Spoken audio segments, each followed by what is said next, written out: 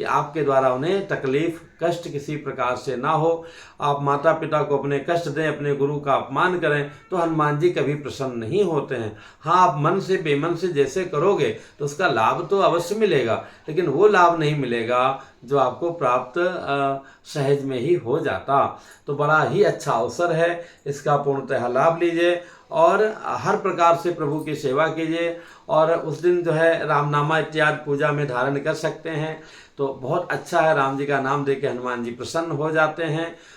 रक्त वस्त्र धारण करने का प्रयत्न करना चाहिए, नहीं सफ़ेद वस्त्र भी ऐसा पहन सकते हैं। राम जी को मान करके पीला भी धारण कर सकते हैं, तो करना आवश्यक है। दूसरी बात, जो आप भंडारा करा रहे हैं बहुत अच्छी बात है। जगह जगह पे बहुत सारा भंडारा होता है, पर उस भंडारे में भी अगर आप सच में हनुमान जी को निमित्त भंडारा कर रहे हैं तो पवित्रता से भोजन बने और लहसुन प्याज उसमें न पड़े।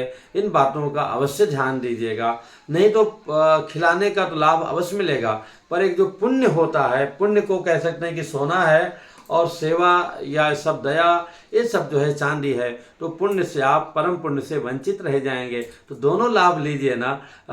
जब कर ही रहें तो थोड़ा सा पवित्रता से, अच्छे से, शुद्धता से कीजिए।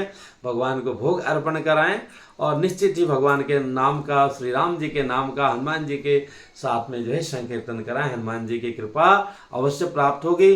घर में अगर अकेले हैं तो घर में जो है कम से कम जो है जैसा कि बताया, श्री हनुमान चालीसा का पाठ करके सुबह शाम दोनों लोग बैठ जाएं और 108 नहीं तो 108 मिनट ही सही बैठ करके संकीर्तन कर लें। भगवान की कृपा अवश्य आपको प्राप्त होगी। पुनः मिलूंगा एक नई जानकारी के साथ में। जय सिया राम।